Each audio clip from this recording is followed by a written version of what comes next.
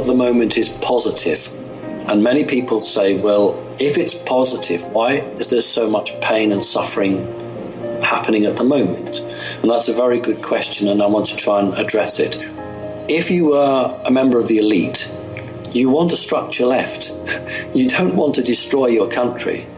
What you want to do is to remove the people from that country, because it's wrong to think that high members of the elite, the Illuminati, don't appreciate the forest or appreciate rivers and seas. Of course they do. The only difference is they want it for themselves. So they want to walk out into a forest and not see anybody. They want to walk out to a beautiful waterfall and not see another living soul, because they've all been murdered. That's the plan. They want all this beauty for themselves. They have never been taught to share. So that is a timeline that they wish. That is a timeline that must never be allowed to happen. There are a number of outcomes, a number of timelines, but it is the humans themselves who will dictate where we are on that.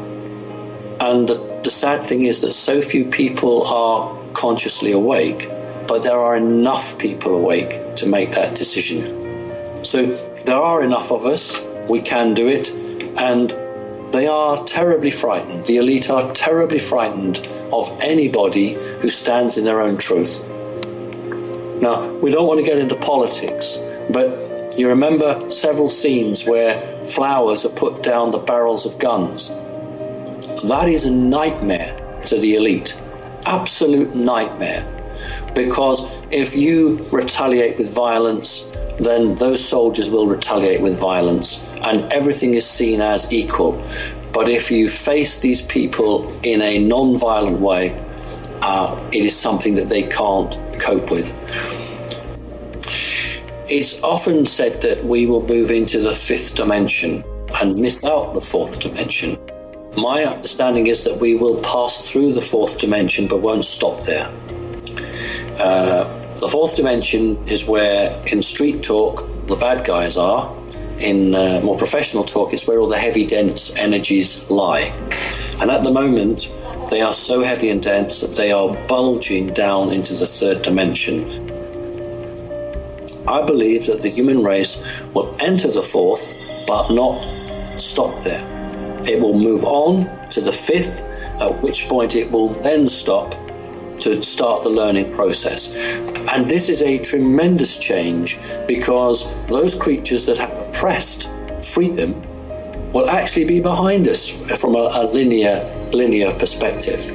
And so, although we are technologically inferior to many of these creatures, we will prove that the spiritual capability of humans is actually greater. The earth will choose to evolve. That is a natural course of all living creatures. If you have good intent, you will evolve towards the positive.